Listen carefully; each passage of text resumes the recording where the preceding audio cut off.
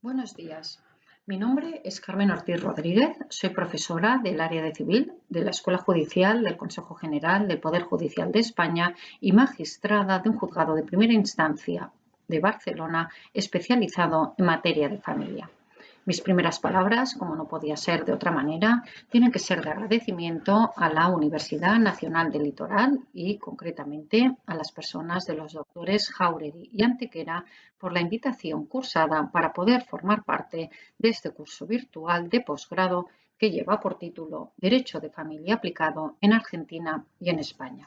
Me gustaría hacer extensivo este agradecimiento al director de la Escuela Judicial del Consejo General del Poder Judicial de España, al doctor Jiménez Martín. Abordamos en este módulo, como saben, el tema de la discapacidad. Conviene recordar que en la Unión Europea una de cada 6 personas tienen alguna discapacidad, lo que suma unos 80 millones de personas que con frecuencia no pueden participar plenamente en la sociedad y en la economía a causa de barreras físicas o de actitud del resto de la sociedad.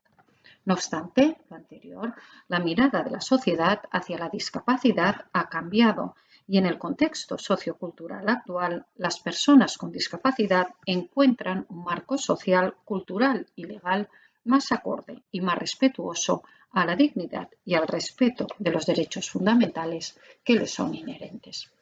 A ello ha contribuido de forma determinante la Convención de las Naciones Unidas sobre los Derechos de las Personas con Discapacidad,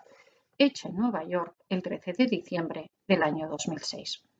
El propósito de la Convención, recogido en su artículo 1, es promover, proteger y asegurar el goce pleno y en condiciones de igualdad de todos los derechos humanos y libertades fundamentales por todas las personas con discapacidad. La Convención se basa en los principios de respeto y autonomía individual, incluida la libertad de tomar las propias decisiones, el principio de no discriminación, de participación e inclusión efectiva y plena en la sociedad, en el respeto por la diferencia, en la igualdad de oportunidades, la accesibilidad, la igualdad entre hombre y mujer y el respeto a la evolución de las facultades de los niños con discapacidad. Si nos centramos en el aspecto jurídico, el artículo 12 de la Convención de Nueva York proclama que las personas con discapacidad tienen capacidad jurídica en condiciones de igualdad con las demás personas en todos los aspectos de su vida. Y lo que es muy relevante, obliga a los Estados partes a adoptar las medidas pertinentes para proporcionar a las personas con discapacidad acceso y apoyo que puedan necesitar en el ejercicio de su capacidad jurídica. La Convención de Nueva York, por lo tanto, además de contribuir y potenciar un marco histórico sociocultural más respetuoso con la dignidad y los derechos fundamentales de las personas con discapacidad, ha supuesto, desde un punto de vista jurídico, un auténtico cambio de paradigma que ha tenido su reflejo en España, primero en la jurisprudencia española y muy recientemente en el plano legislativo con la aprobación de la recientísima Ley 8/2021 de 2 de junio, por la que se reforma la legislación civil y procesal para el apoyo a las personas con discapacidad en el ejercicio de su capacidad jurídica. En concreto, el cambio de paradigma en el tratamiento de la discapacidad ha supuesto pasar de un modelo médico centrado en las discapacidades de la persona, unido a connotaciones compasivas, al que venía respondiendo nuestra normativa y nuestra propia formación jurídica, a un modelo social de la discapacidad. En este modelo social, la discapacidad se concibe como una cuestión de derechos humanos centrada en la dignidad intrínseca a todo ser humano y en su libertad. Y solo de forma accesoria y en el caso de ser necesario se atiende a las características específicas. En este modelo social, el individuo se sitúa en el centro de las decisiones que le afectan, consagrando el artículo 3 de la Convención el respeto a la autonomía individual. Los principios de mínima intervención y el de favorecer el autogobierno de las personas con discapacidad, priorizando su autonomía, su voluntad y sus preferencias, supone en la práctica abandonar como sistema de protección los tradicionales sistemas legales representativos de sustitución de la voluntad de la persona con discapacidad, en concreto instituciones clásicas como la tutela, por otras instituciones basadas en la asistencia o apoyo de las personas con discapacidad, instituciones que respetan la voluntad y las preferencias de la persona con quien, como regla general, será la encargada de tomar sus propias decisiones. Este cambio de paradigma y los principios inspiradores del Convenio de Nueva York han tenido un reflejo incuestionable en la jurisprudencia española y en el ordenamiento jurídico español. Y en este punto no quiero dejar de destacar que los operadores jurídicos tenemos un papel incuestionable en el camino hacia la consecución de un marco más respetuoso con la dignidad y los derechos fundamentales inherentes a las personas con discapacidad. Nuestro Tribunal Supremo, pese a persistir en el ordenamiento jurídico español hasta la mencionada Ley 8/2021 de 2 de junio, una regulación legal basada en la privación previa de la capacidad por sentencia, total o parcial, y en las consiguientes figuras de protección representativas basadas en la sustitución de la voluntad de la persona con discapacidad, instituciones que eran la tutela y la curatela, lo cierto es que tras la ratificación por España de la Convención de Nueva York, que tuvo lugar el 23 de noviembre del año 2007, como digo, el Tribunal Supremo inició un camino tendente a interpretar nuestra regulación legal a la luz de la Convención.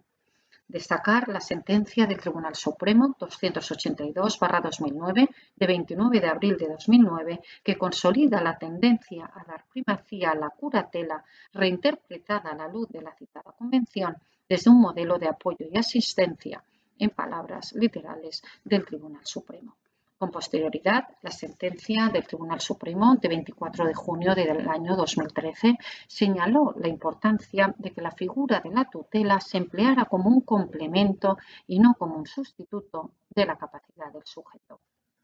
Destacar también la sentencia 341/2014 de 1 de julio, en la que el Tribunal Supremo aborda la concepción de la resolución judicial que decide sobre la situación de la persona con discapacidad y el sistema de protección que le es más adecuado como un traje a medida, es decir, como un traje que se ajusta perfectamente a la persona y que respeta sus derechos, su voluntad y sus preferencias.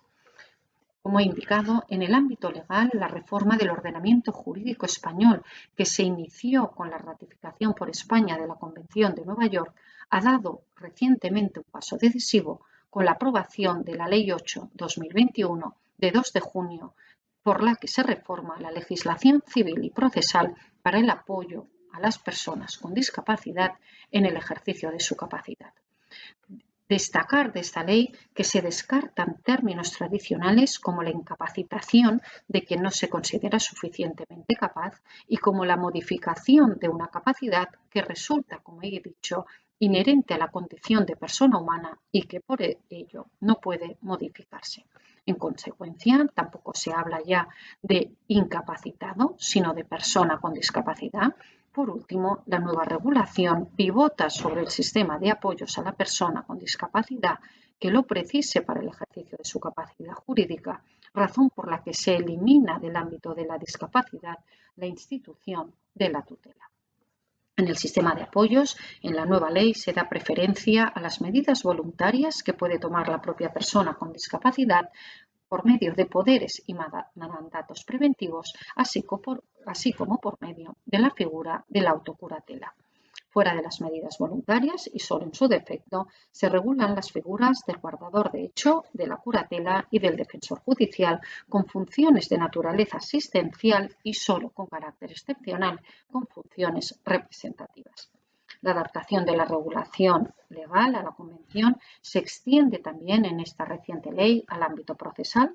Los tradicionales procesos de modificación de la capacidad se sustituyen por otros dirigidos a proveer de apoyos a las personas con discapacidad y así se rubrica el título de la Ley de Enjuiciamiento Civil que los regula. Dentro de dichos procesos se da prioridad para la adopción de medidas judiciales de apoyo a las personas con discapacidad a los expedientes de jurisdicción voluntaria, convirtiéndose el procedimiento contradictorio en el caso de formularse oposición en un instrumento subsidiario al mecanismo del expediente de la jurisdicción voluntaria. Por último, el procedimiento concluirá con una resolución judicial que determinará los actos para los que la persona con discapacidad requiere el apoyo así como el tipo de este, pero que en ningún caso contendrá declaración de incapacitación ni privación de derechos, sean estos personales, patrimoniales o políticos. Las medidas de apoyo adoptadas judicialmente serán revisadas periódicamente en un plazo máximo de 3 años o en casos excepcionales hasta de 6. En todo caso, la ley prevé que podrán ser revisadas ante cualquier cambio en la situación de la persona que pueda requerir su modificación las referidas resoluciones judiciales. Se prevé además una amplia legitimación para solicitar de la autoridad judicial la revisión de las medidas que se hubieran establecido bajo el sistema anterior, revisión de las sentencias que también podrá producirse de oficio. Pues bien, efectuada esta introducción a la materia objeto de este módulo y bajo el prisma expuesto de la materia, al presente módulo se acompañan los siguientes materiales docentes. Un vídeo que pretende hacerse eco de ese cambio de mirada de la sociedad hacia las personas con discapacidad y que ellas mismas quieren impulsar. En el ámbito legislativo se acompaña el texto de la citada Ley 8/2021 de 2 de junio, por la que se reforma la legislación civil y procesal para el apoyo a las personas con discapacidad en el ejercicio de su capacidad jurídica. Se acompaña también el texto de la Ley Orgánica 2/2020 de 16 de diciembre de modificación del Código Penal para la erradicación de la esterilización forzada o no consentida de personas con discapacidad y la Ley Orgánica 2/2018 de 5 de diciembre para la modificación de la Ley Orgánica 5.1985 de 19 de junio de régimen electoral general para garantizar el derecho de sufragio de todas las personas con discapacidad. En el ámbito doctrinal se acompaña una selección de artículos doctrinales y de material complementario que he considerado de especial interés para el estudio de la materia por los asistentes al curso. Se aportan además una guía para la exploración judicial de una persona con discapacidad de incuestionable aplicación práctica y un documento elaborado por las Naciones Unidas sobre principios y directrices internacionales sobre el acceso a la justicia para las personas con discapacidad. En el ámbito jurisprudencial se adjunta una selección de sentencias de ámbito nacional y europeo y en concreto la sentencia 341/2014 de 1 de julio que aborda la idea de la resolución que pone fin al procedimiento como de un traje medida de la persona con discapacidad, resolución a la que me he referido en este vídeo de presentación. Se acompaña también la sentencia del Tribunal Constitucional 77/2014 de 22 de mayo que aborda el tema de los ajustes razonables del procedimiento en virtud del artículo 13.1 de la Convención de Nueva York y se acompaña finalmente la sentencia del Tribunal Europeo de Derechos Humanos de 14 de septiembre de 2010 por la que se aborda el derecho de acceso a los edificios públicos y en concreto a los edificios judiciales por las personas con discapacidad.